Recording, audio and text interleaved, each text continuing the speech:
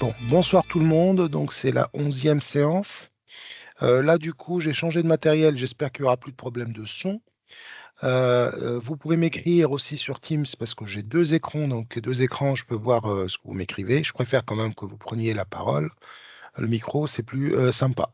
Donc, la séance d'aujourd'hui, on va commencer par cet exercice sur Scratch. Ça fait le lien avec ce qu'on a fait la dernière fois.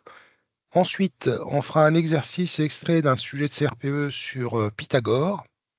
Et on reviendra sur Scratch, mais sur ce coup, on verra le côté tracé, pour tracer des figures usuelles à l'aide de Scratch, donc du coup, le carré, le rectangle et le triangle. Voilà le programme de la soirée. Ça vous convient? Oui. Bon, très bien. Alors, commençons par cet exercice. Donc, dans cet exercice, on vous demande, il y a 3 programmes rédigés dans le langage Scratch. Et là, du coup, on vous demande d'écrire pour chaque programme l'expression algébrique qui correspond. Donc, en fait, on va traduire les programmes en expression algébrique. Alors, qu'est-ce que ça veut dire une expression algébrique?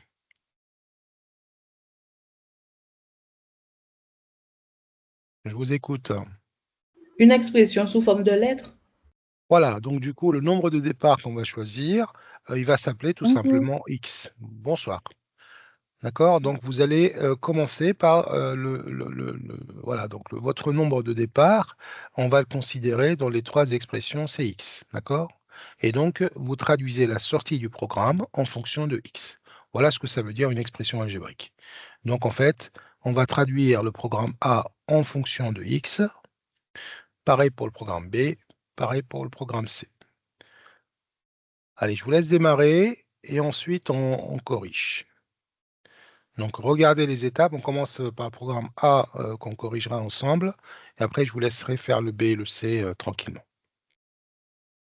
Si vous avez des questions, n'hésitez pas hein, à me solliciter.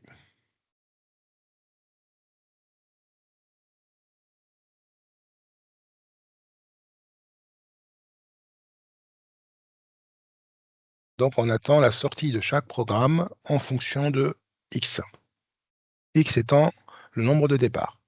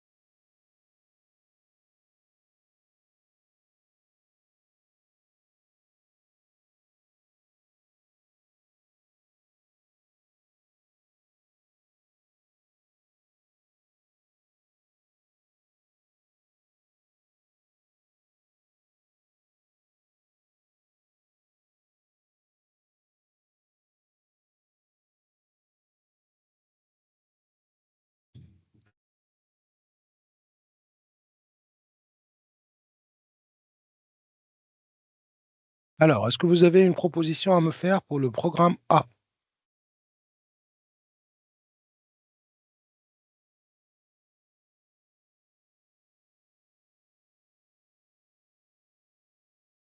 Ne soyez pas timide, même si vous faites des erreurs, l'idée c'est qu'on comprenne comment s'y prendre.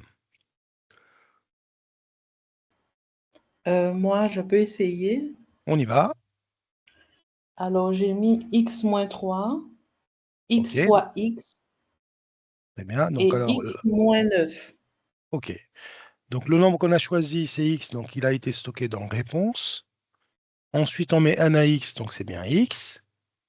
On met n à n-3, donc c'est bien x-3. C'est ce que tu m'as dit, hein. Ensuite, la troisième étape ici, c'est de... J'ai pas entendu x la... fois x. Et non,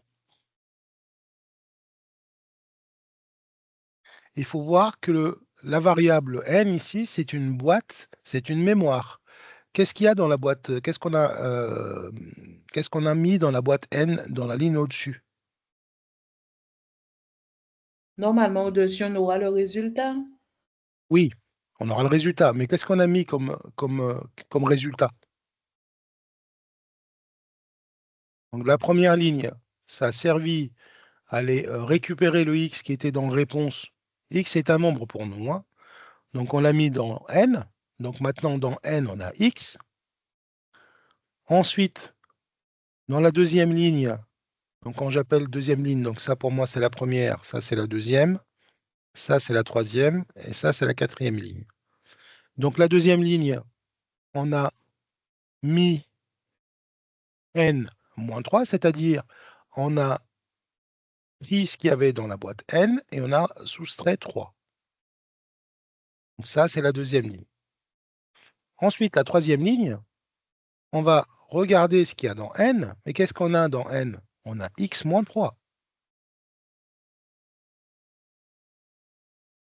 Et qu'est-ce qu'on va faire pour X-3? Mettre au carré. Voilà, on va le multiplier par lui-même.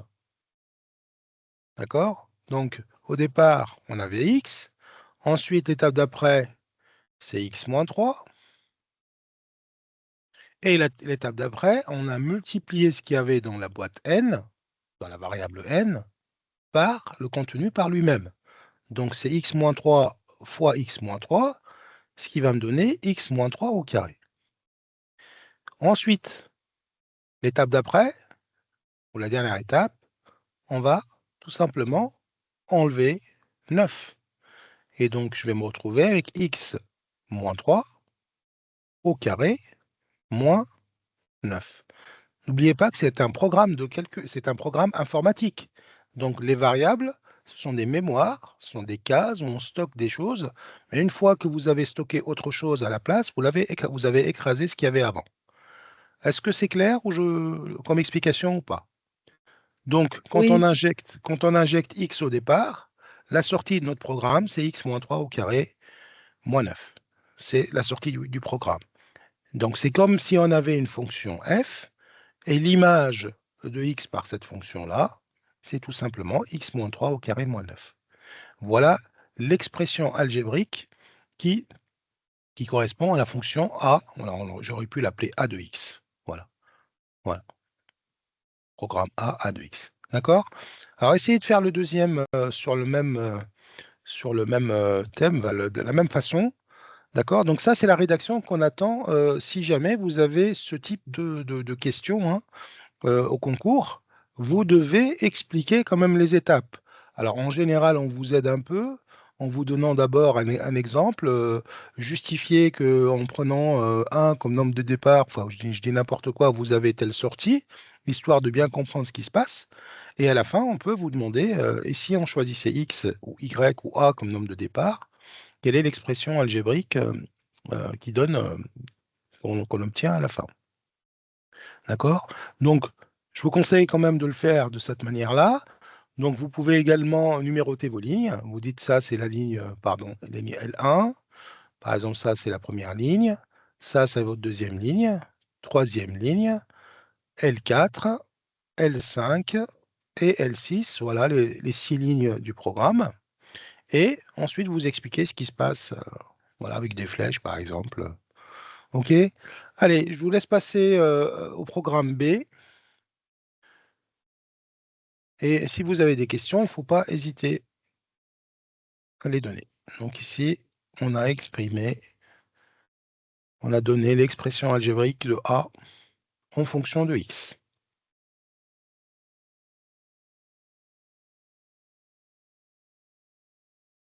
Donc c'est juste une façon de voir les choses, hein.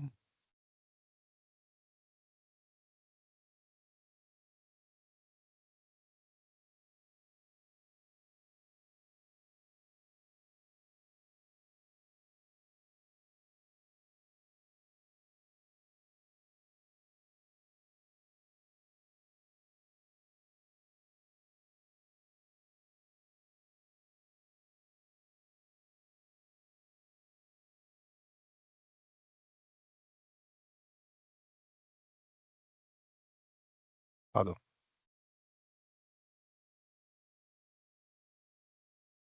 Je vais juste mettre ça.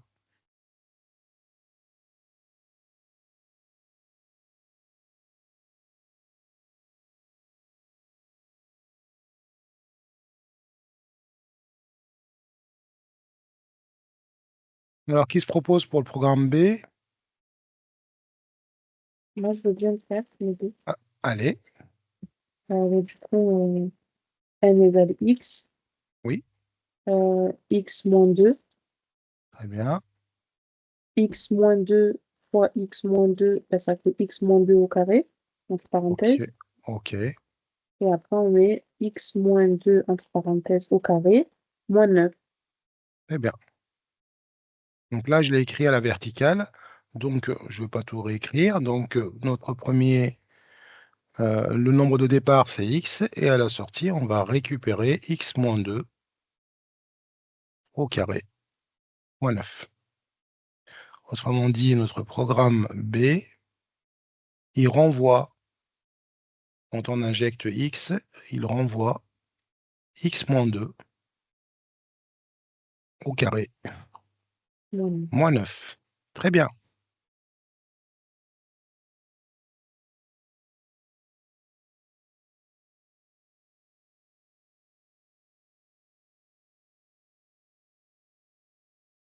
Allez, dès qu'il y a une proposition pour le dernier, je suis preneur.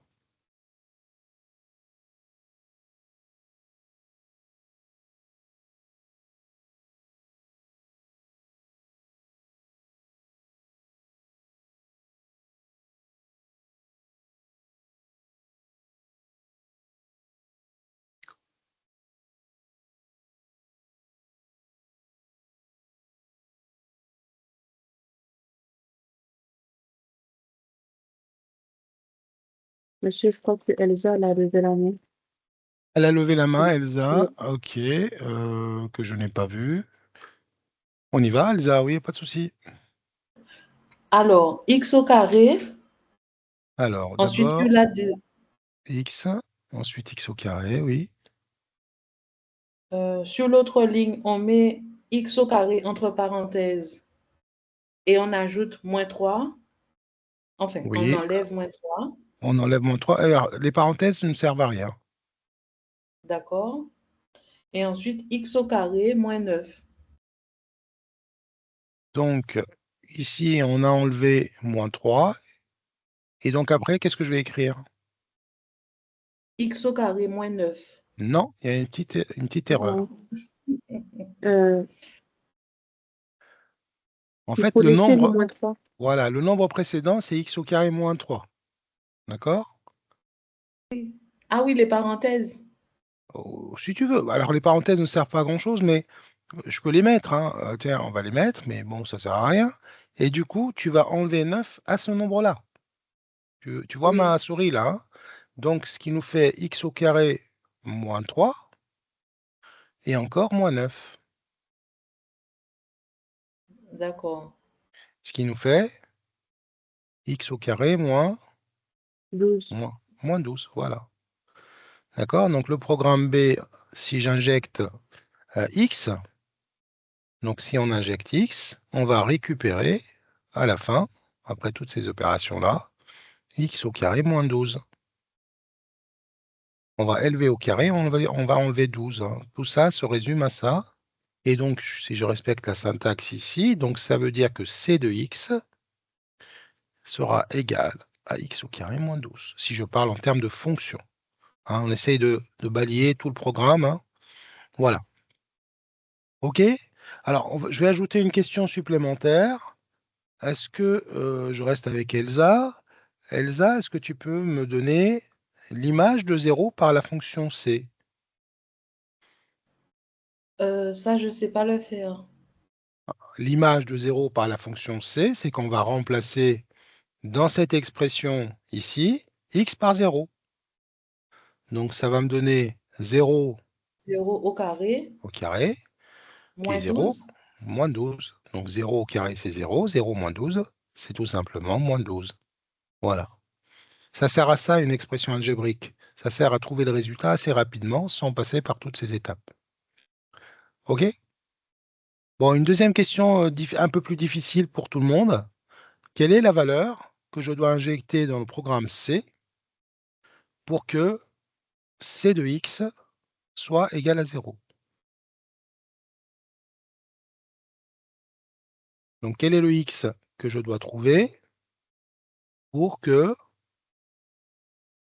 C de x soit nul?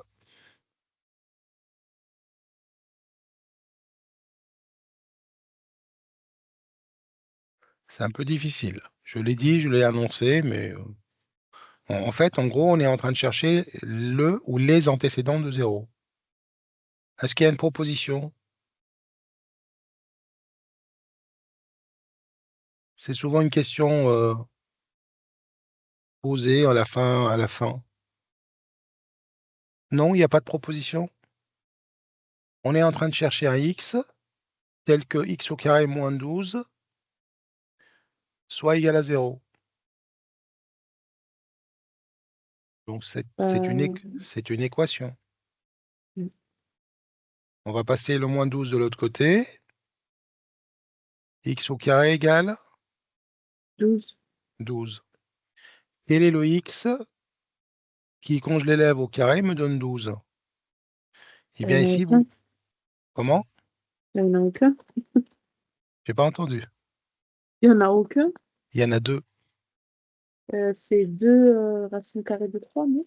Non. Parce que quand je fais racine carrée de 12, Racine carrée de 12, c'est déjà une solution. ok, ah ben voilà. Et D'accord? le reste, C'est pas la peine de la décomposer en deux racines carrées de 3, ça va bien. Et le deuxième, alors pourquoi c'est une racine? Parce que ici, en fait, on va tout simplement passer à la racine carrée, comme avec Pythagore. Donc x au carré égale 12. Donc x égale à racine carrée de 12, première solution. Mais vous avez une deuxième solution parce que x peut être négatif. ben, moins 12. Moins racine carrée Racine de carrée de 12. 12. D'accord? Donc vous avez deux possibilités qui nous font le lien avec Pythagore, hein. Donc à chaque fois que vous avez x au carré moins un nombre a égale à 0, donc ça, il faudra le retenir, hein, vous avez deux solutions. D'accord? Donc deux solutions possibles, quel que soit le a ici, hein. X égale racine carrée de a, ou bien x égale moins racine carrée de a. Souvent, on oublie la valeur, là, le résultat négatif. D'accord? Bon, voilà cet exercice. Donc, je vous conseille de le reprendre, celui-là, et d'essayer de le faire sans regarder la solution, histoire de vous entraîner à traduire un programme rédigé en Scratch, dans un langage Scratch, pardon, en expression algébrique. C'est important de savoir le faire. Celles et ceux qui sont motivés, ils peuvent aussi le faire directement sur Scratch pour voir comment créer des variables et le tester. D'accord? D'ailleurs, ils peuvent tester racine carrée de 12, pourquoi pas. Donc, on va passer à un exercice sur Pythagore. Donc, je change de fenêtre et on va passer sur Pythagore, un exercice extrait d'un sujet. Est-ce que c'est assez zoomé? Oui, OK. Donc, on a deux parties. On va faire que la partie A. Donc, on a un espace de jeu aménagé qui est modélisé par cette figure qui n'est pas à l'échelle. Et donc, on a un bac à sable qui est représenté par le rectangle DEFG. Donc, c'est un rectangle. Donc, je vais ajouter un petit codage ici pour montrer que j'ai bien lu l'information. Voilà. Ensuite, rectangle, on a dans une zone qui a la forme d'un triangle ABC rectangle en A, tout va bien. Les dimensions du bac à sable ont été choisies de telle sorte que son aire soit la plus grande possible. Donc l'aire de ce bac, on a choisi les dimensions pour que pour qu'on ait une aire maximale. Bon, ok. Donc AB égale à 6 mètres. Donc ici, 6 mètres, c'est la longueur AB. Ce que je fais, ça doit être votre, comment dirais-je, un réflexe chez vous. Dès que vous avez un sujet, une figure, vous prenez les informations numériques, et ici, vous les mettez sur la figure, histoire de bien les voir et de ne pas les perdre. Ne pas chercher à chaque fois dans l'énoncé combien ça vaut AC, combien ça vaut AB, etc. Donc AC égale à 8 mètres. Donc AC, c'est bien le côté, le côté à droite du triangle. Les points D, E, F et G sont des points des côtés du triangle ABC. Ok, D appartient à ce segment, G et F appartiennent à BC et E appartiennent à AC. C'est ça que ça veut dire, des points des côtés du triangle. Première question, on vous demande de calculer BC.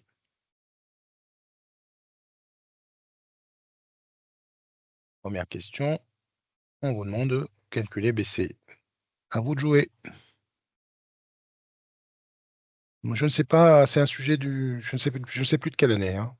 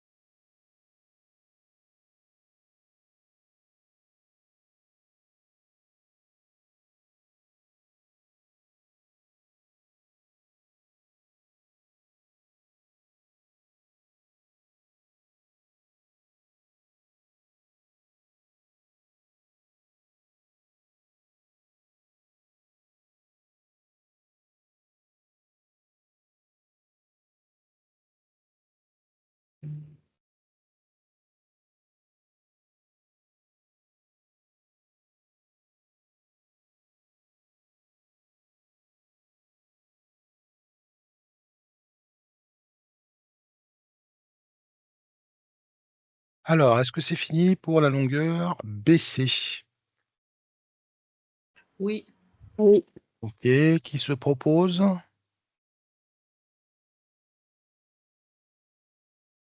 Personne? Je veux bien. Ok, mettez-vous d'accord. Il y aura des questions pour tout le monde, ne vous inquiétez pas. Alors, à qui le tour? Elsa, si Eh tu bien, veux pas, vas-y. ok, d'accord. Donc, ABC est un triangle rectangle en A. Très bien. Donc, AB au carré plus AC au carré est égal à BC au carré. Non, Si tu oublies quelque chose. Tu oublies un passage très important. Donc, D'après le... Qu'est-ce que j'ai oublié? tu as oublié de D'après parler le théorème. du propriétaire du théorème quand même. Ah, Eh oui, c'est oui. important.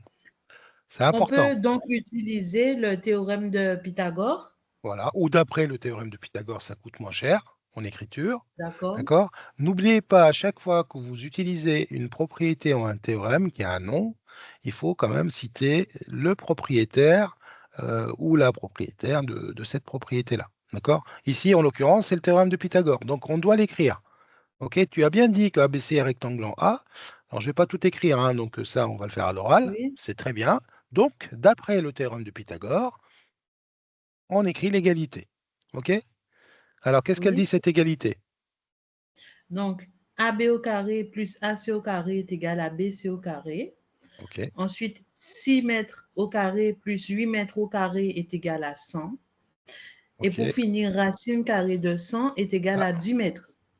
très bien. OK. Ça me va. Donc, ça me va. Donc, ça, 36 plus 64, tu dis que c'est égal à 100? Ouais. Oui, Et donc, BC égale à racine carrée de 100, donc racine carrée. Vous voyez, tout à l'heure, on avait x au carré égale à 12, et là, vous avez bloqué. C'est le même calcul, hein, sauf que là, on est dans les calculs de distance, donc on n'a que des valeurs positives. Donc, racine carrée de 100, qui est un carré parfait. OK. Donc, on a BC égale à 10 mètres. Très bien. Ça, c'est validé. Ensuite, deuxième question. On appelle H le pied de la hauteur issue de A du triangle ABC. Démontrer que AH égale à 4 4,8 mètres. Alors, est-ce que quelqu'un peut me donner la définition d'une hauteur dans un triangle?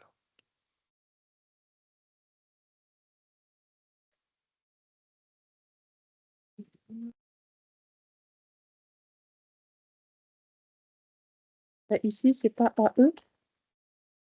Non?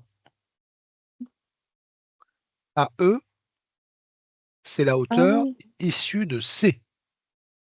En fait, on part de A jusqu'à rejoindre le rectangle. C'est ça la hauteur. Voilà.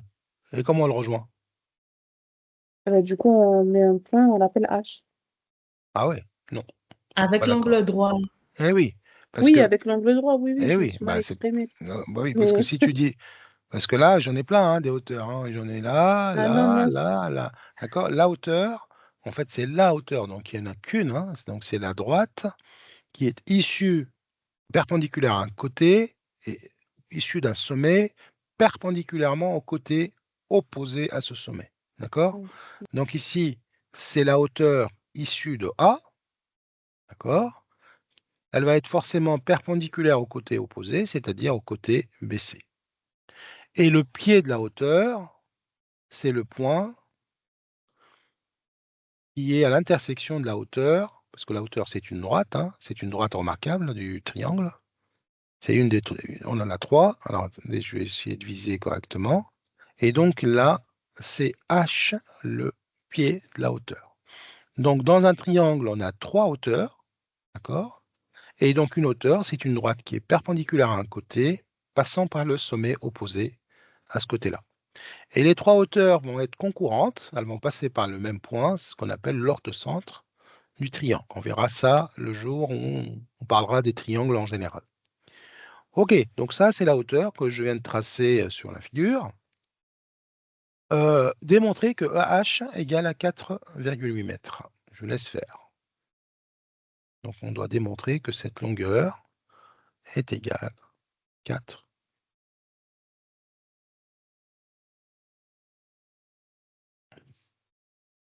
C'est une question un peu difficile.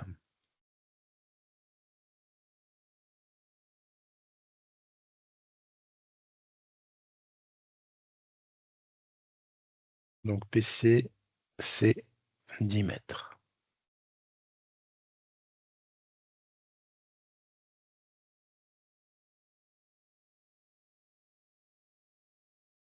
C'est une question un peu difficile, mais dans le programme, hein. Il faut savoir, dès qu'on vous parle de hauteur, il faut savoir l'utiliser.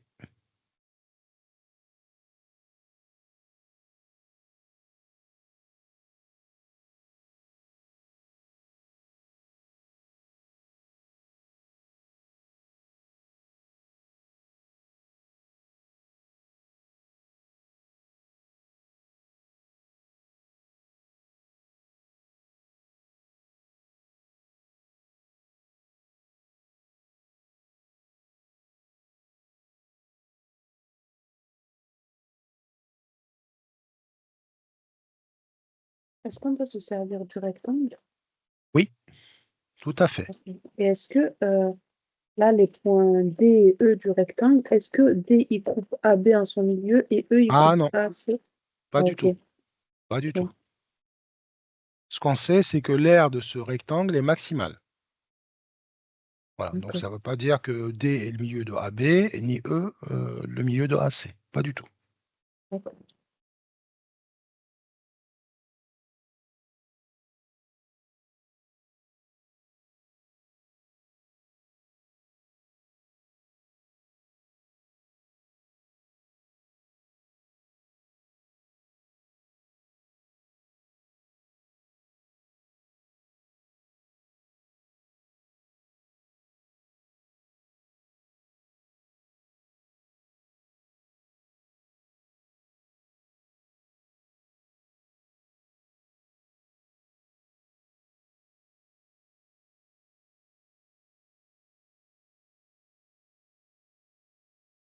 Alors j'ai oublié de vous dire la dernière fois que le mercredi 27/11, ça sera le jour où on va faire le premier sujet blanc. Ça sera notre sujet CRPE blanc.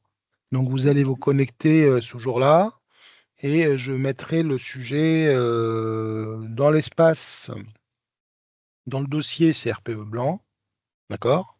Et donc, vous allez pouvoir le faire. C'est le mercredi 27/11. Donc, ce soir-là, on n'aura pas cours, vous allez juste faire le sujet, et celles et ceux qui souhaitent que je le corrige, ils me le déposent, ils me l'envoient par mail directement. Ok. Merci. Je vous mettrai la correction ou je reviendrai sur les points essentiels. Alors, est-ce que vous avez avancé sur cette deuxième question qui paraît résistante?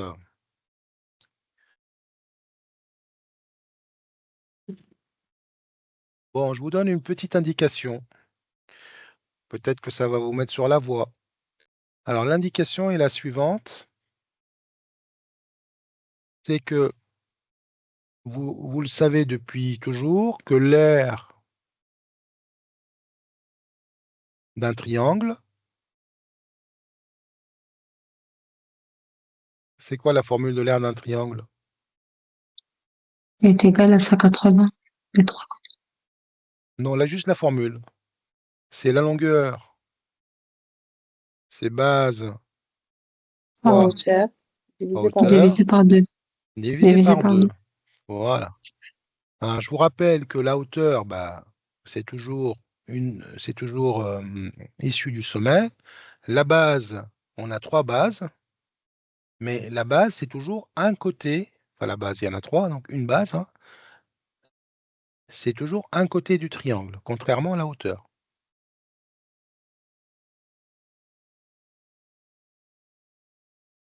Donc ici, par exemple, vous voyez que la hauteur ici, qu'on a choisi issue de A, ça n'est pas un côté du triangle. Mais la base qui est relative à cette hauteur, c'est quel côté? BC. C'est BC, voilà. Donc la base, c'est toujours un côté du triangle. Voilà, donc j'espère que ça va vous aider. Donc celle-là, elle va être utile pour répondre à la question 2. Donc l'aire d'un triangle, c'est toujours base, la longueur d'une base, fois la hauteur relative à cette base, divisé par 2.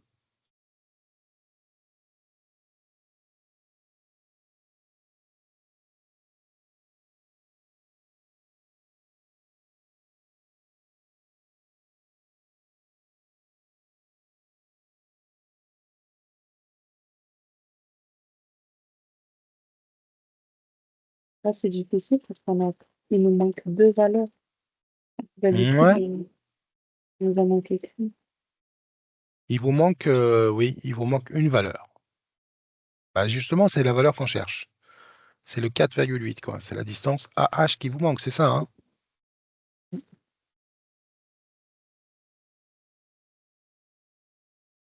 Bon, alors, je crois que je dois intervenir, hein. Oui. Bon, alors, l'aire du triangle. Donc, on va calculer l'aire du triangle ABC. Bon, donc l'aire de ABC égale. Donc, je vais utiliser la formule. Donc, la base que je vais choisir, c'est BC. C'est 10. Pour l'instant, je vais écrire, hein, et puis on verra après. BC fois AH divisé par 2, que je vais pouvoir écrire 10 fois AH divisé par 2. Donc 10 divisé par 2, c'est 5. Donc l'aire de ABC, c'est 5 fois AH, pour faire simple. Bon, vous allez me dire, mais ça ne nous avance pas. Est-ce qu'il n'y a pas un autre moyen pour calculer l'aire de ce triangle ABC?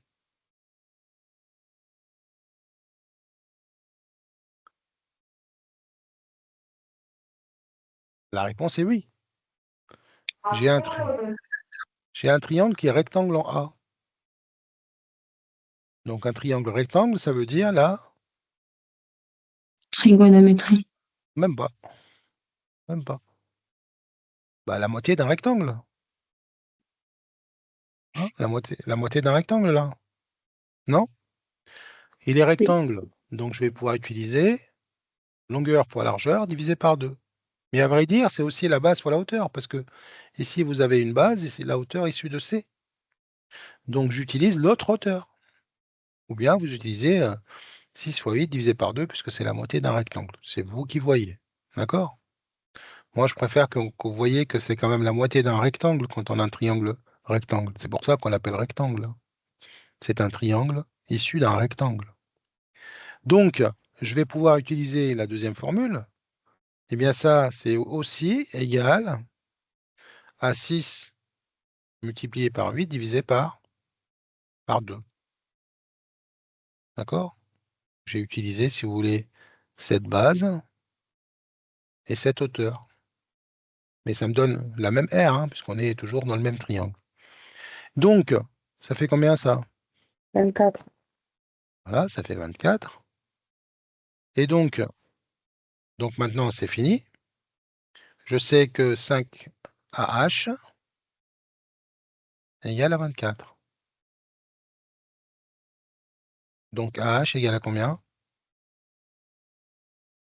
24 divisé par 5. 5. Et 24 divisé par 5, ça va vous donner forcément, 4,8. voilà.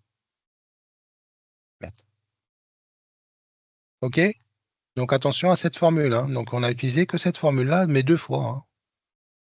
2 fois, la première en utilisant cette hauteur et la deuxième en utilisant cette hauteur, pareil. OK? Bon, C'est difficile. c'était difficile. Oui, je vous ai dit que c'est une question un peu difficile. Mais bon, c'est pas si difficile que ça. Question 3, on va passer à la question 3. On appelle x maintenant la distance AD. Donc x, donc là, ça va être un peu plus compliqué. Donc x, ça sera la distance que je suis en train d'assurer là. Donc ça, c'est x. OK? Voilà, cette longueur-là, AD, c'est x. Démontrer que DE, celle-là, égale à 10 x sur 6. Et que DG égale à 4,8 moins 8 dixièmes de x. Bon, je vous laisse regarder. Comment va-t-on faire?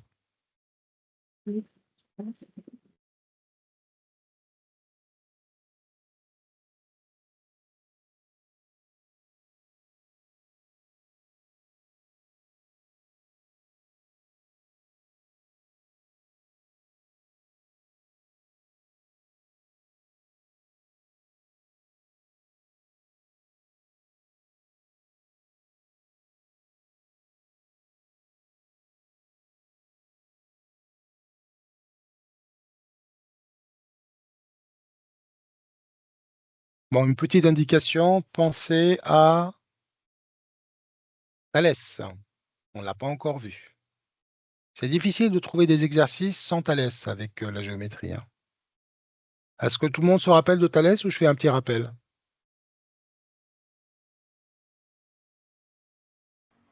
Pour moi, c'est bon. Oui. Moi Est-ce que vous avez... aussi. C'est bon pour tout le monde pour le Thalès ou pas? Bon, Moi, c'est bon. ok. Alors, essayez d'appliquer Thalès dans ce cas-là.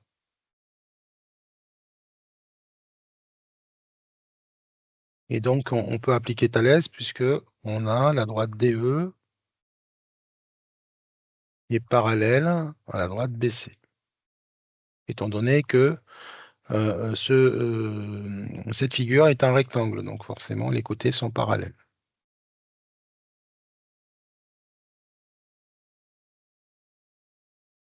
On reviendra sur Thalès au niveau de la rédaction, hein. Aujourd'hui, c'est juste pour répondre à cette question.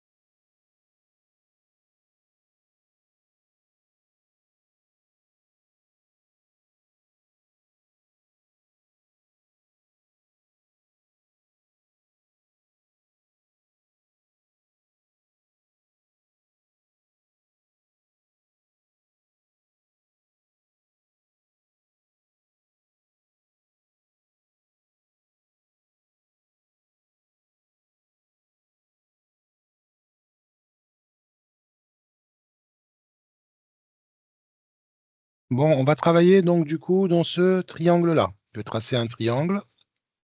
Je vais reproduire ce triangle-là, le triangle AHB. Est-ce que ça va suffire? Alors juste, je regarde. Non. Non, ça va pas suffire. Non, faut que je t'arrête dans le grand triangle.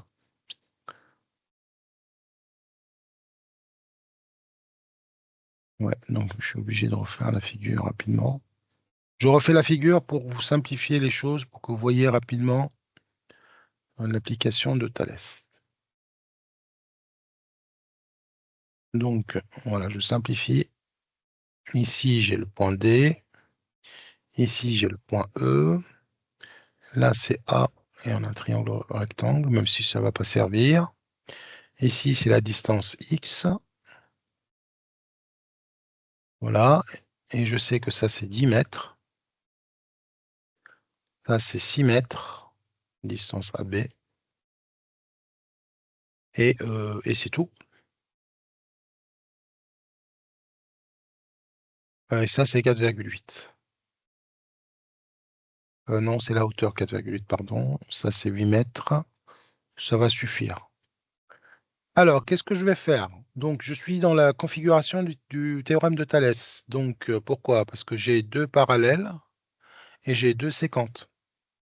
Donc, je vais pouvoir écrire que donc, le sommet commun, j'ai deux triangles, si vous voulez, emboîtés. Hein, c'est la configuration de triangle emboîté de Thalès. Donc, ce triangle est inséré dans celui-là, emboîté, on dit. Donc, je vais pouvoir dire que AD sur AB, d'accord? Donc, cette longueur sur cette longueur, Thalès, c'est de la proportionnalité. Hein. Donc, on a tous les côtés de ces deux triangles sont proportionnels. Ce côté-là est proportionnel à ce côté, et ce côté va être proportionnel à ce côté, et l'autre aussi. D'accord? On est dans un cas de proportionnalité. Donc, AD sur AB sera forcément égal à ED sur BC. Donc, ça sera égal à DE ou D, hein, c'est pareil, sur BC. Donc, maintenant, je vais remplacer les données que je connais. Donc, est-ce que je connais la distance AD? La distance AD, c'est X. D'accord? AB, on a dit que c'était 6 mètres. DE, c'est 4. 4,8. Voilà. C'était bien DE, ça? Non, c'était AH, ça. C'était AH qu'on a trouvé. Non, je me suis trompé là. C'est pas Ah, DE. DE, c'est 10 sur 6. Ah non, on doit le démontrer, on n'a pas encore DE. DE, on l'a pas. Ouais, DE, on l'a pas. Donc c'est DE, c'est ce qu'on cherche. On avait juste AC, on savait que ça Voilà. faisait 8. Et divisé par BC qui est égal à 10. Voilà. Donc à partir de là, je vais faire mon produit en croix. D'accord? Donc je peux écrire que DE, donc ce DE là, ça sera égal à quoi? Donc le produit sur la diagonale, et je vais diviser par le nombre qui est X face. Voilà. Donc ça sera 10 fois X sur sur 6. 6. Voilà. Et on Ah, a ça fait trouvé, bien. ça fait bien le résultat attendu. D'accord? Donc on a appliqué, bon, on ne l'a pas rédigé hein, correctement, parce qu'il fallait bien dire que on a bien les deux séquentes et les deux parallèles. Il faut bien citer, en effet, le théorème de Thalès. Donc on l'a refait rapidement, hein, mais on reviendra sur la rédaction du théorème de Thalès. Alors essayez de trouver la deuxième là. DG. DG, ça doit être égal à 4,8 moins 0,8x.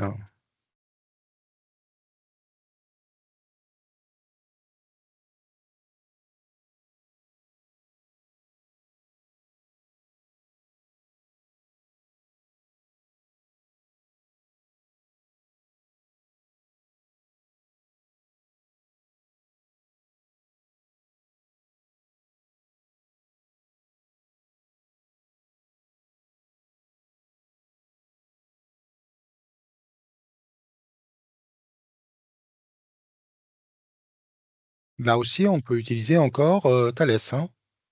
Une indication supplémentaire que je vous donne. Et là, pour DG, notre sommet, c'est B ou c'est A? Pour DG, le sommet, c'est B. Oui, Hein, d'accord. parce que là, parce que si vous souhaitez utiliser DG, on va utiliser ces deux parallèles. D'accord? Que je vais tracer ici. D'accord?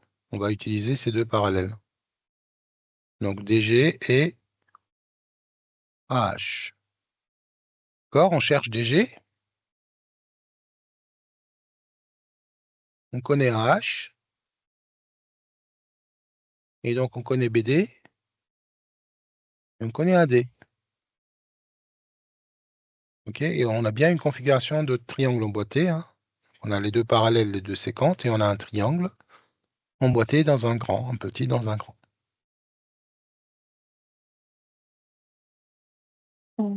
BD, Fini? non, OK. Donc si parce que si AD égale X, BD égale à combien?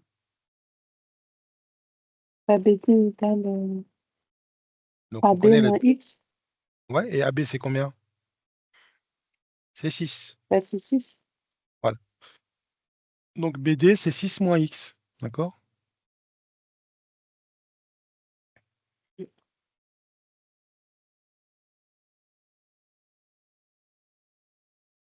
Donc c'est un exercice très très intéressant, vous voyez, avec juste... on va pas le faire jusqu'au bout, mais rien que l'entrée dans l'exercice, la partie A, c'est une entrée intéressante, parce qu'on fait du Pythagore, on fait du Thalès, on fait du calcul littéral.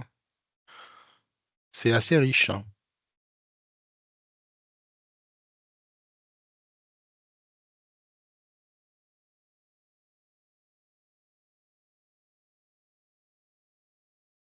Moi, j'ai fini, mais du coup, je suis bloquée. Résultat, j'arrive pas à trouver. Moins 0,8x. Ah bon? Bon, je sais pas, je l'ai pas encore fait, mais moi je vous donne juste les idées. Hein. Alors, du coup, donc, on va raccourcir donc, la rédaction. On est dans la configuration de Thalès, puisqu'on a deux parallèles et deux séquentes. Donc, je vais utiliser les rapports suivants. Donc, BD, est-ce que le jaune, vous le voyez bien? Oui, OK. BD sur BA. Donc, le sommet commun à mes deux triangles, c'est B. Hein.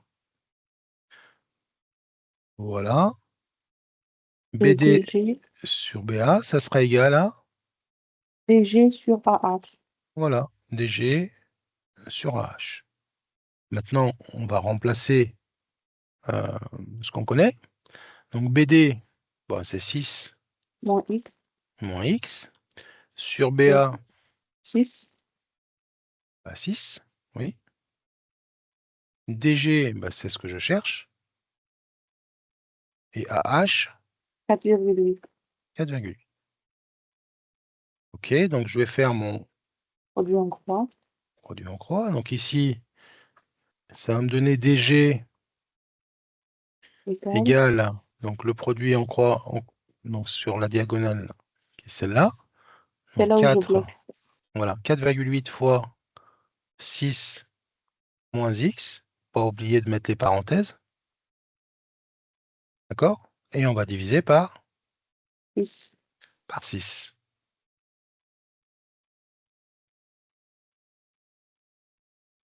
Alors, je vais continuer les calculs. Donc, ce qui nous fait, donc je vais développer là. Donc, ce qui me fait 4,8 Ah, fois voilà. 6, d'accord? Moins 4,8 fois X. Et je vais diviser par 6 et donc je vais couper en deux la fraction. D'accord? Pourquoi? Parce que quand j'ai A moins B sur C, je peux l'écrire A sur C moins B sur C. Donc maintenant, c'est presque fini. Donc on va simplifier par 6 ici. Donc 4,8 moins 4,8 sur 6. Ça va me donner. Voilà. 0,8. Et c'est terminé. On arrive au résultat. attendu. Voilà. Donc, on a calculé DG et on a trouvé tout à l'heure AH. Non, c'était quoi qu'on a trouvé? Je ne me rappelle plus. Voilà, on a trouvé DE aussi. OK, c'était là. Oui. Bon, on s'arrête là pour la question pour cet exercice, parce que j'ai envie de vous faire du scratch en géométrie. Avant d'attaquer Scratch en géométrie, on a dit qu'on parlerait de la réciproque du théorème de Pythagore. C'est ce qu'on va faire maintenant. Alors, qu'est-ce que c'est que la réciproque du théorème de Pythagore? On va en prendre un C'est exemple. quand on montre que le triangle est rectangle. Voilà, c'est quand on ne sait pas s'il est rectangle, on doit démontrer qu'il est rectangle. Voilà, c'est quelque chose qui est super pratique quand on connaît, donc on a un triangle, comme ici, hein, vous voyez, donc on considère le triangle MNP, on connaît les trois longueurs du triangle MNP, alors que dans le cas de l'application du théorème de Pythagore, on connaît deux longueurs et on cherche la troisième. Là, on a les trois. Et qu'est-ce qu'on vous dit? On vous dit, est-ce que le triangle MNP est rectangle? Eh bien, on va fonctionner à l'envers, c'est-à-dire qu'on va regarder la relation de Pythagore autrement. Donc, je vais le rédiger juste en dessous, là, ou à côté, ça va bien, là. Alors, qu'est-ce qu'on va faire?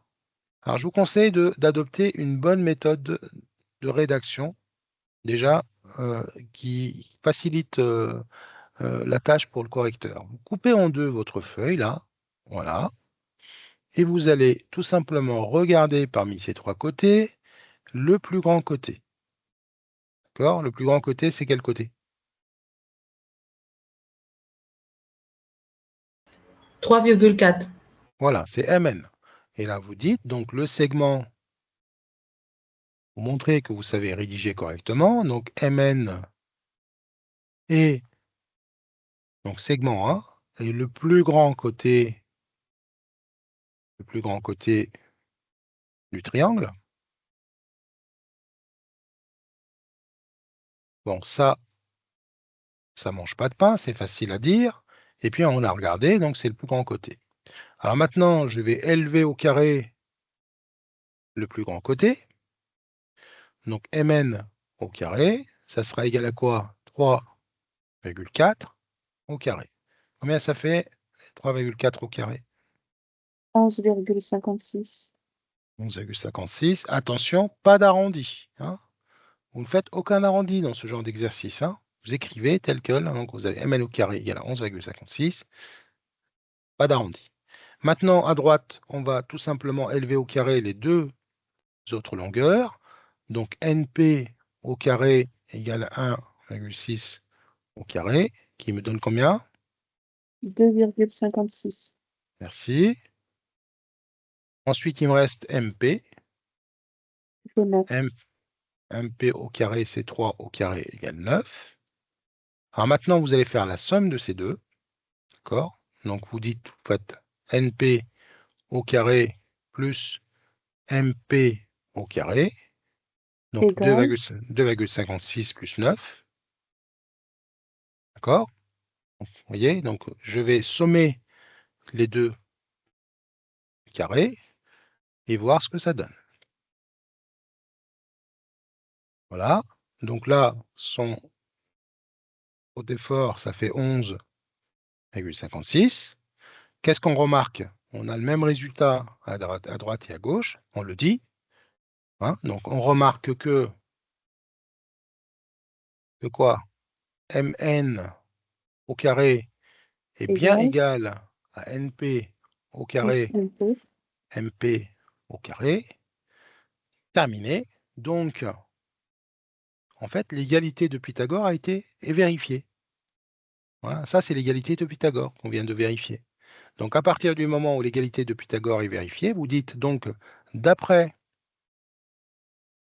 La réciproque. la réciproque, puisqu'on est en train de regarder les choses dans l'autre sens, donc d'après la réciproque du De Pythagore.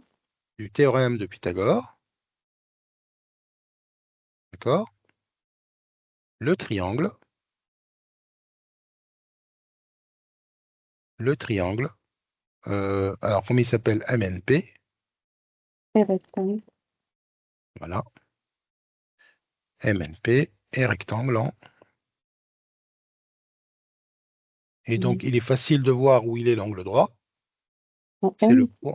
Voilà, c'est le point qui se répète deux deux fois. fois.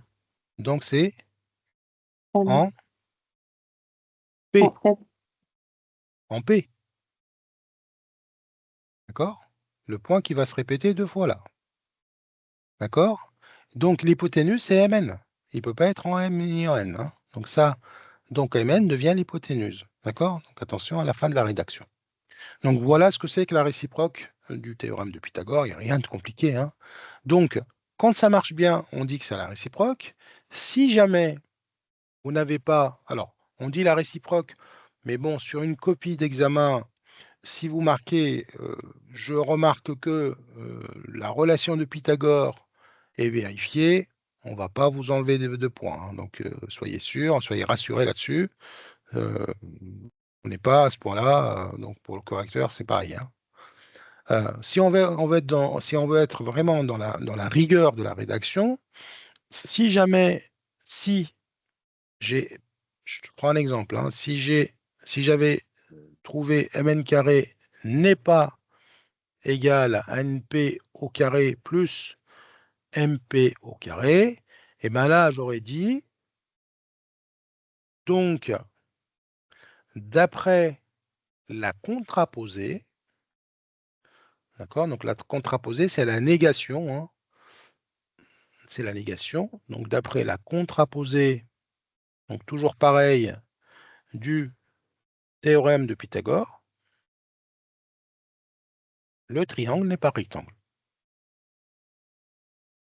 D'accord? Le triangle NMP n'est pas. On a dit quoi? NMP, hein, c'est ça, hein? Oui. MNP n'est pas rectangle. D'accord? Donc, ce n'est pas le cas ici, hein, mais je vous donne les deux rédactions possibles. N'est pas un rectangle. Et donc, s'il n'est pas rectangle, on ne risque pas de chercher un point où il y a un angle droit. D'accord? Donc, ça, si on veut vraiment pousser la rigueur jusqu'au bout, voilà. Mais même si vous mettez d'après la réciproque, là aussi, on n'ira pas vous enlever des points, c'est clair et net.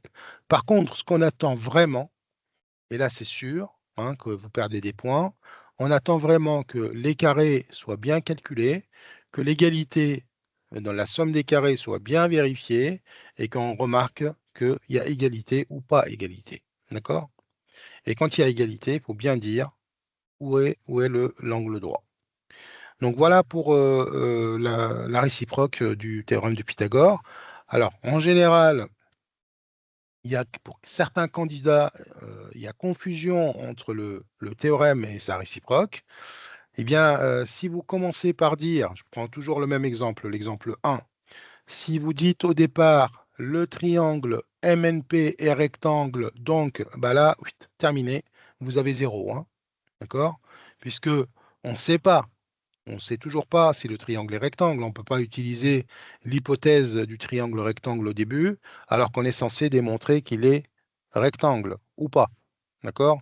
Donc attention dans l'ordre de la rédaction de ces éléments-là. L'élément, le triangle est rectangle ou pas, il doit arriver en conclusion et pas au début comme une hypothèse, comme dans le cas du théorème de Pythagore, dans le sens direct du théorème. Alors, pour faire simple, maintenant, je vais juste résumer ce qu'on vient de voir. Donc, Pythagore, il y a deux sens. Donc, ce qu'on appelle le sens direct, c'est celui-là. Donc, dans le sens direct, vous avez un triangle qui est déjà un rectangle. D'accord? Vous avez un angle droit bien défini.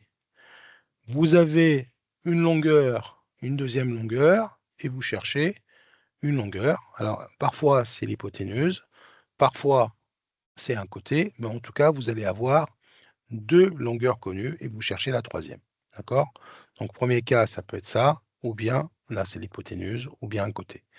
Et donc, dans le sens direct, il faut qu'on trouve la valeur de x, donc on cherche une longueur. La réciproque, c'est dans l'autre sens.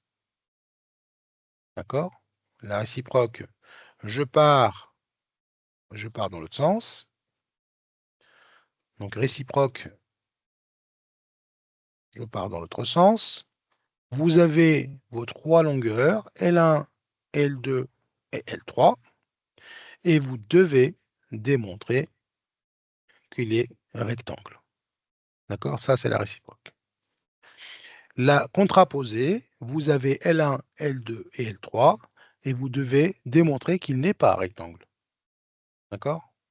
Voilà, en gros, les trois cas de figure. D'accord? Donc ici, vous avez L1, L2 et L3, toujours pareil, mais votre triangle n'est pas rectangle. D'accord? Il n'est pas rectangle. Donc ici, vous allez tout simplement dire d'après la contraposée. Est-ce que j'ai été clair ou pas? S'il y a des questions qui sont encore... Bon, en général, on maîtrise bien le théorème. Donc, l'erreur à ne pas faire dans le cas de la réciproque ou la contraposée, c'est de dire tout au début que le triangle est rectangle. Et là, ça fait tout arrêter. Et donc, c'est-à-dire qu'il y a un problème de raisonnement, quoi. On ne peut pas être jugé parti, quoi. Hein. C'est à peu près ça. OK, donc on va passer un petit peu à Scratch.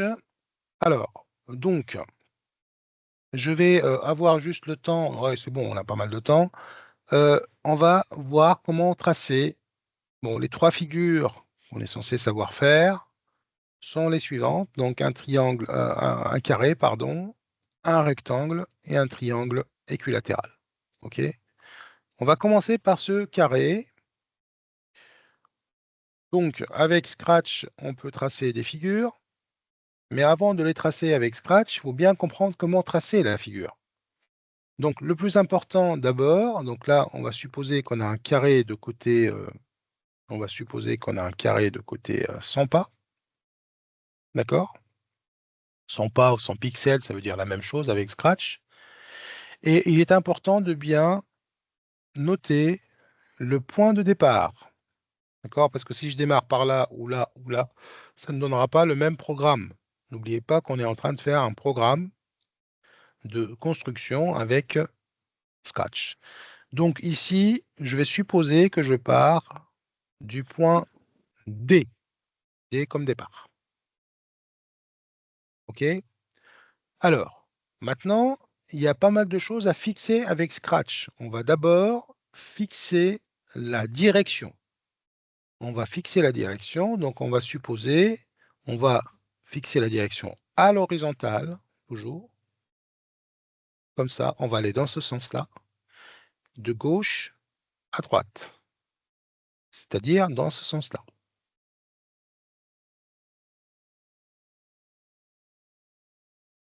OK? Donc on va aller toujours, on va fixer notre direction, on va dire qu'on ira toujours de gauche à droite dans ce sens-là. À partir du moment où vous avez fixé votre direction, on verra après avec le langage Scratch comment ça va se présenter, cette histoire de direction. On va commencer à voir comment faire. Si je pars du point D, quelle est la distance que je vais parcourir? Bah, si vous partez du point D pour aller jusqu'au sommet suivant, vous avez parcouru quelle distance?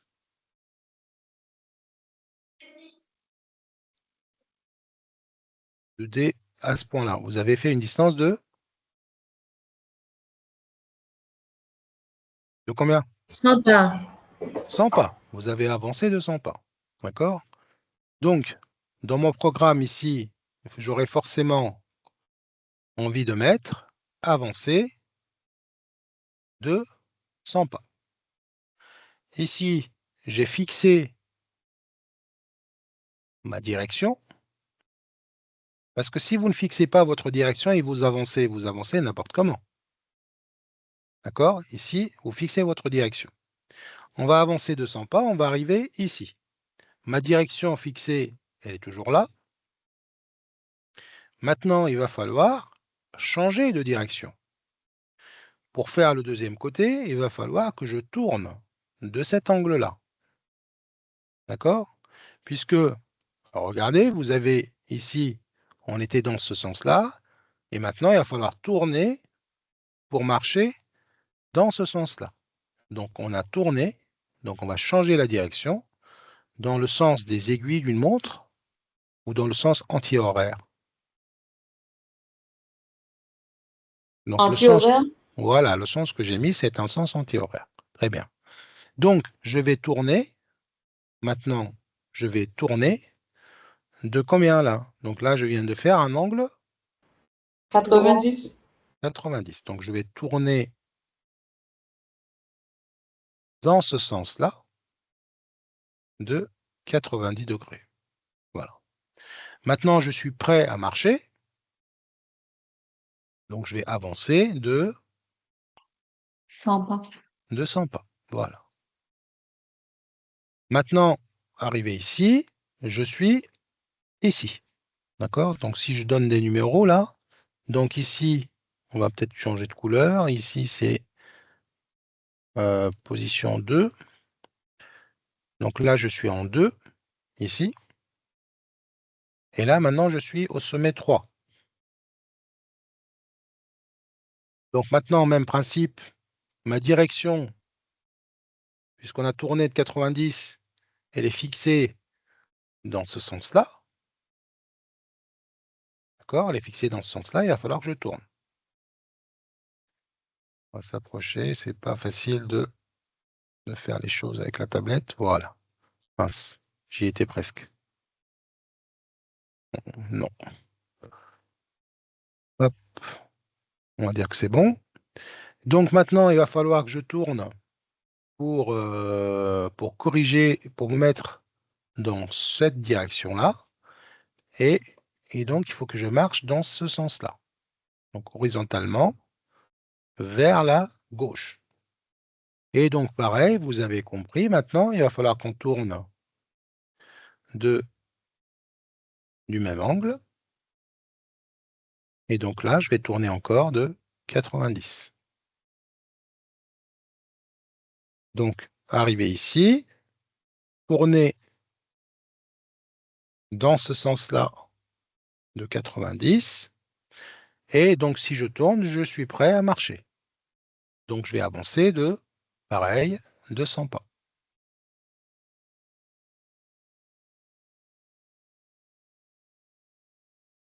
Une fois qu'on a avancé de 100 pas, on va se retrouver dans cette position-là. Et cette position-là, on va l'appeler 4. OK. Alors maintenant, ça va aller vite. Pareil, je vais tourner.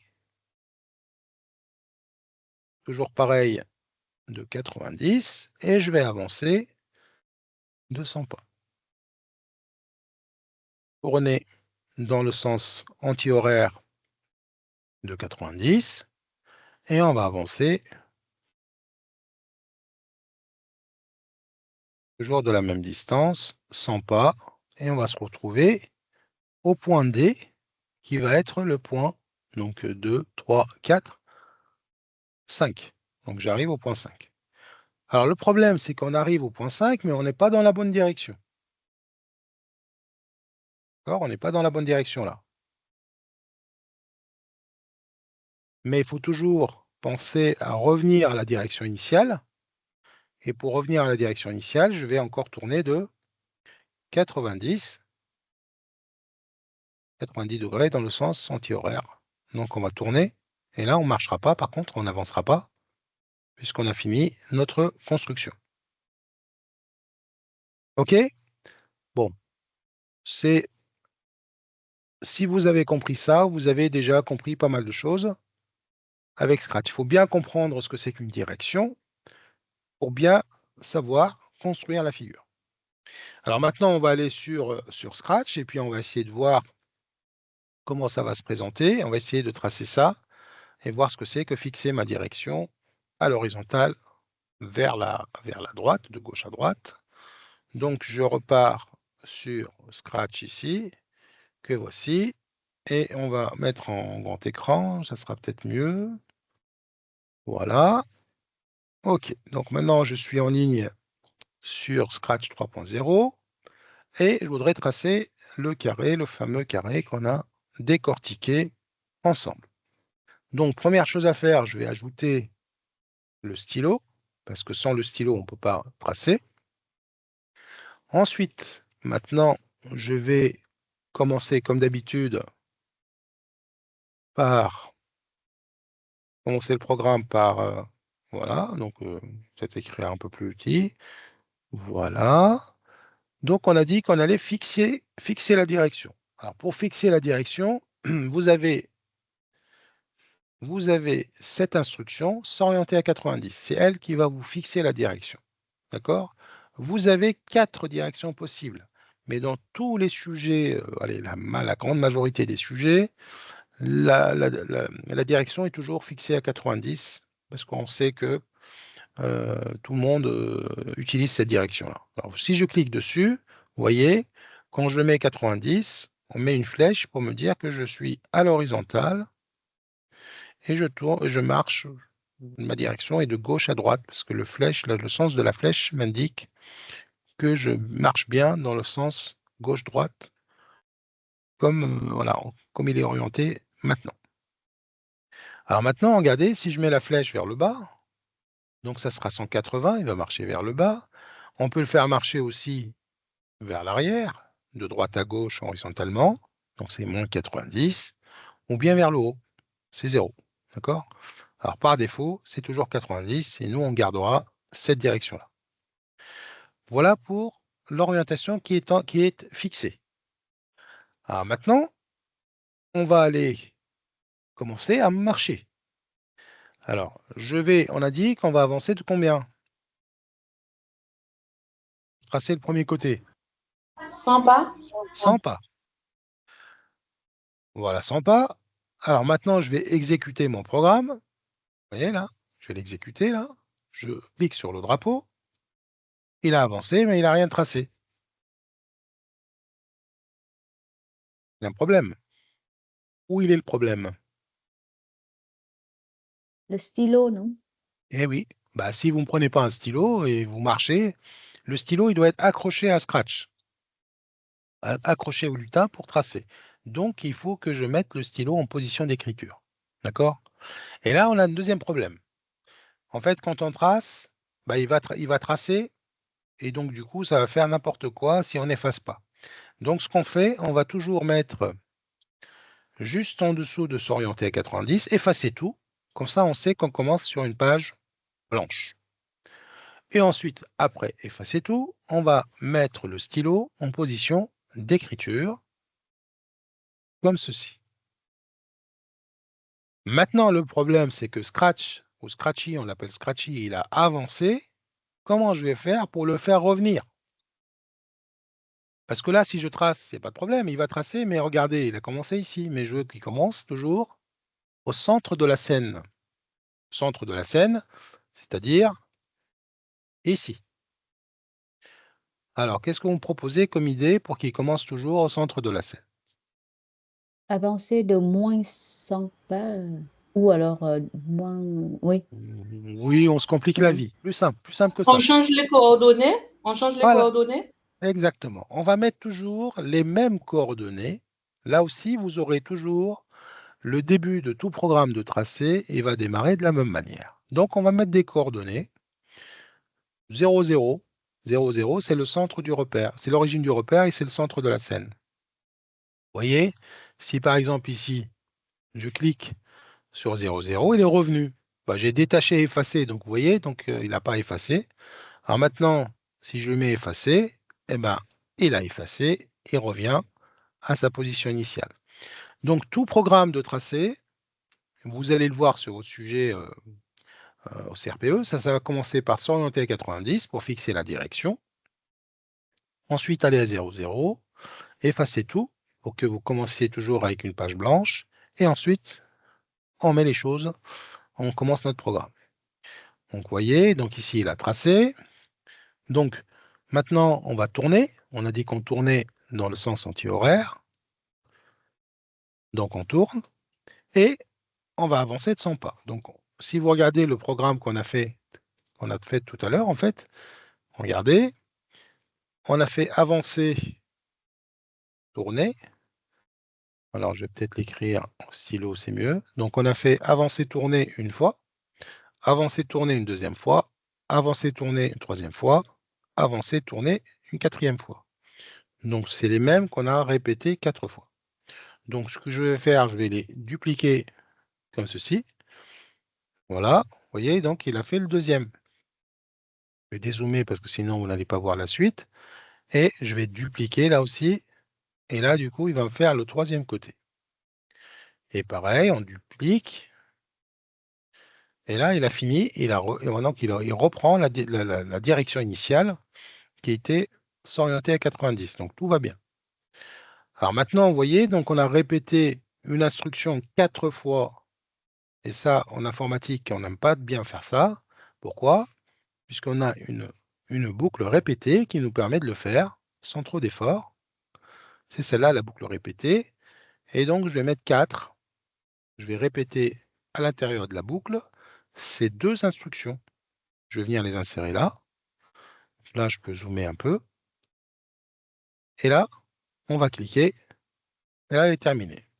Donc, il a fini. On obtient le même résultat avec beaucoup moins d'efforts et beaucoup moins d'écriture. Moins vous avez de lignes de code, c'est-à-dire moins vous avez d'instructions, et plus votre programme est propre et rapide.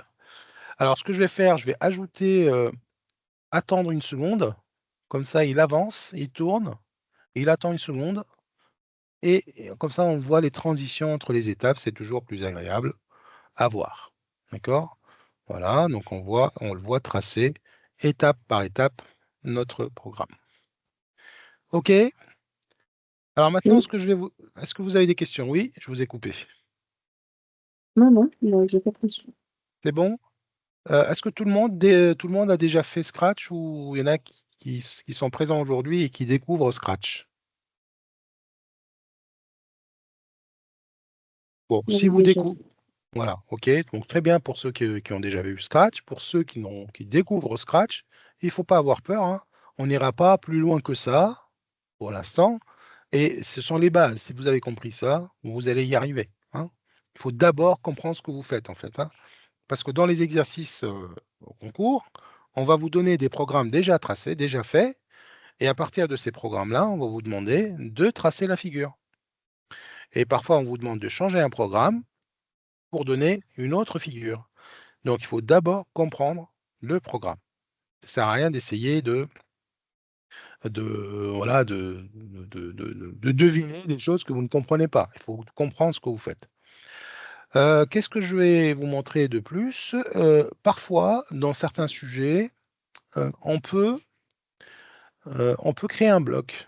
Regardez ici, je vais créer un bloc. Donc, vous voyez, hein, je vais dans bloc ici et je crée un bloc. Je clique sur bloc, créer un bloc et je vais l'appeler carré. Alors, c'est quoi le carré en fait? Ici, je vais rattacher tout ça à carré. Alors, vous allez me dire, mais pourquoi on fait ça? Alors, on fait ça dans l'idée, voilà, je vais revenir en mouvement ici. Pourquoi j'ai plus la touche? Je crois qu'il a bugué. Bon, c'est pas grave. L'idée, c'est au lieu de taper tout ça à chaque fois, on va tout simplement, si on veut faire appel à ce motif qui s'appelle carré, je vais aller dans bloc et maintenant j'ai un petit bloc qui s'appelle carré. Voilà, et je vais cliquer sur le drapeau, hop, et il me trace le carré. Vous voyez, et je peux enchaîner les figures. Vous voyez, c'est un raccourci. Quand vous avez un programme à tracer, c'est un raccourci, hein, au lieu de taper tout ça, ben vous avez déjà un motif qui s'appelle carré, vous l'insérez dans votre programme. D'accord? Alors d'ailleurs, c'est mieux de mettre voilà, le carré, en fait, c'est toujours mieux de mettre que ça. Et ça, vous le laissez dans votre programme initial, comme ceci. Voilà, c'est toujours mieux. On obtient toujours la même chose, hein, ne vous inquiétez pas, ça ne change rien. Alors, il y a un petit souci, parce que je n'ai pas ajouté carré. Voilà, c'est là le carré. Voilà. OK. Bon, maintenant, vous savez tracer un carré. Maintenant, je vais vous demander de modifier le programme pour que ça me trace un rectangle de longueur, on va dire 300 pas, et de largeur 100 pas.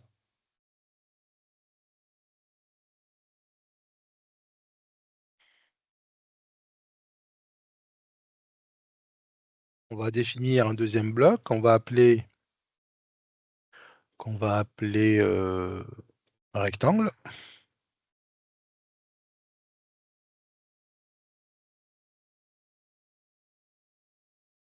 Alors, j'essaie de m'en sortir avec tout ça. Voilà. Hop.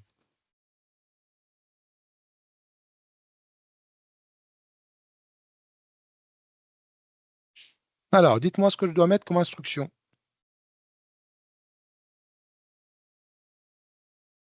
En partant toujours du même point, hein.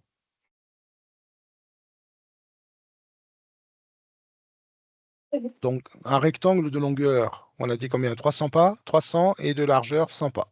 Oui? Déjà, on peut utiliser une boucle et mettre Alors, je prépare une boucle.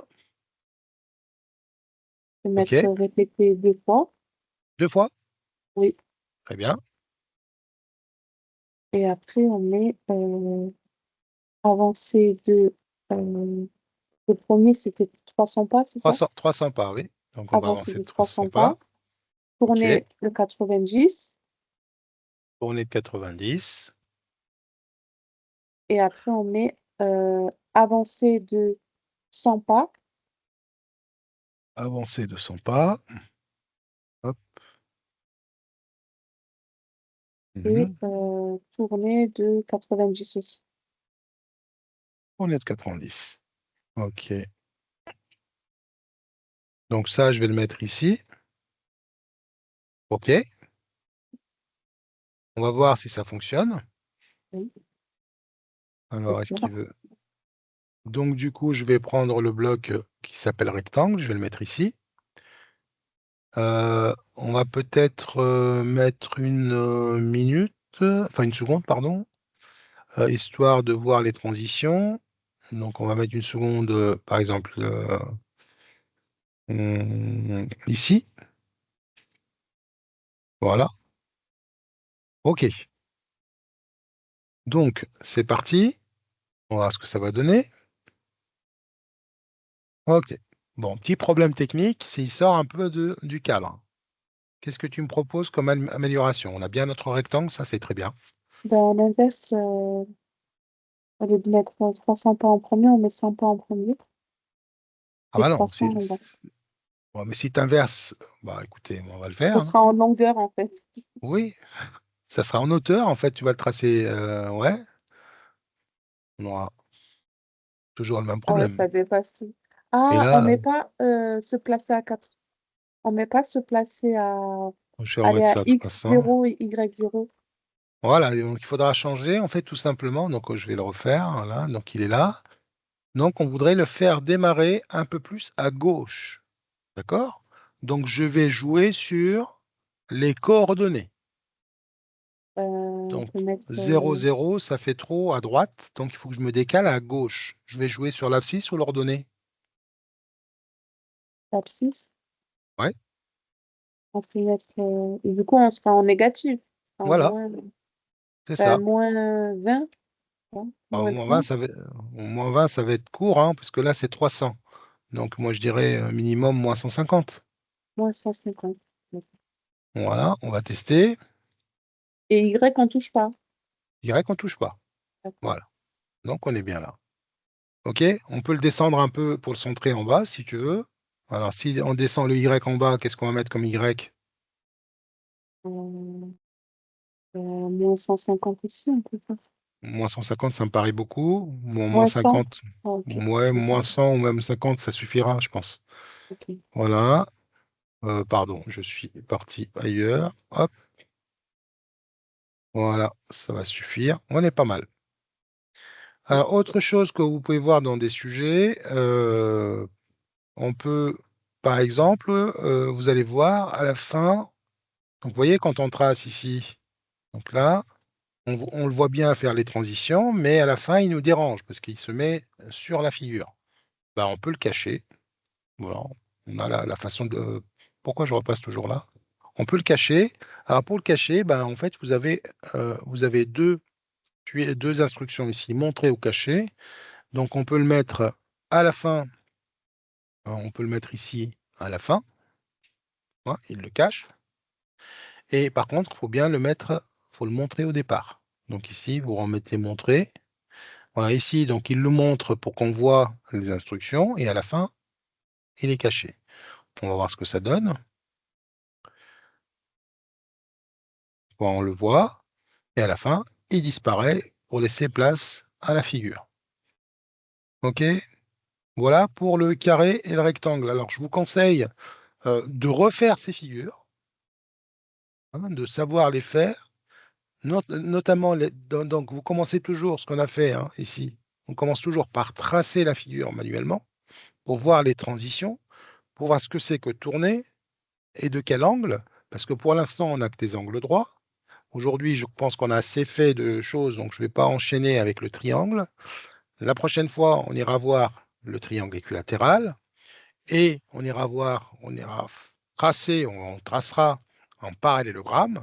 Donc là, les angles vont un petit peu bouger et donc vous devez à l'avance savoir ce que c'est que tourner et tourner à gauche ou tourner à droite, c'est-à-dire dans le sens horaire ou dans le sens anti-horaire ou horaire. Hein. Il faut d'abord passer par le tracé sur papier, d'accord, pour comprendre les choses. Donc ça, c'est le premier point. Le deuxième point, attention, donc votre point de départ est primordial. Si vous démarrez, donc là, on a démarré d'ici, on a mis notre point de départ sur l'angle, le coin inférieur gauche, mais si j'avais démarré ici, le programme ne serait pas le même. Donc, parfois, sur certains sujets, on vous fait démarrer ailleurs, d'accord. Donc, ça ne change pas grand-chose dans l'idée, mais le programme est différent. Voilà, c'est pareil pour le rectangle et c'est pareil pour le triangle. OK? Bon, j'espère que cette séance vous a aidé un petit peu à voir comment tracer les figures usuelles. On n'a fait que les figures simples. Hein. La prochaine fois, on regardera de près le triangle et le parallélogramme. Voilà. Donc, je vous conseille de créer un compte sur Scratch. Vous voyez, là, ce que j'ai fait ici, c'est sauvegarder. Si je sors, par exemple, si je repars sur un autre, voilà, donc si je quitte, bah, j'ai toujours mes fichiers sauvegardés automatiquement. D'accord? C'est enregistré, hein, même si je ne sauvegarde pas, et je peux aller les consulter plus tard. C'est toujours agréable de les avoir toujours là pour ne pas les refaire à chaque fois. D'accord? Retenez enfin que chaque début de programme de tracé avec Scratch va commencer par s'orienter à 90 pour fixer la direction, toujours de gauche à droite, et on fixe les coordonnées en général au centre de la scène. Ensuite, après, on corrige, hein, et vous avez toujours effacé tout et stylo en position d'écriture pour pouvoir tracer. Sur certaines figures, on a des figures qu'on va répéter. Et entre deux figures, parfois, on n'a pas envie qu'il y ait du tracé, que Scratch trace. Et donc là, on passera, je pense qu'on aura à le faire, on passera par le stylo en relevant le stylo. Hein. Donc on passera par relever le stylo. OK? Bon, je pense qu'on arrive à la fin de la séance, il est 20 h. Je pense que vous êtes assez fatigué et chargé. Est-ce qu'il y a des questions? Est-ce qu'il y a des questions? Non. Non? Bon, donc on a dit, ok, très bien. Le 27, donc on aura notre premier sujet blanc et je pense que ça portera sur tout ce qu'on a vu depuis le début de la préparation.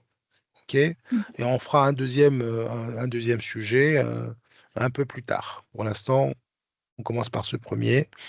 Et donc ce premier sujet, vous le trouverez, donc je vous le dirai, hein, donc vous le trouvez dans le dossier sujet blanc, je crois que je l'ai appelé CRPE blanc.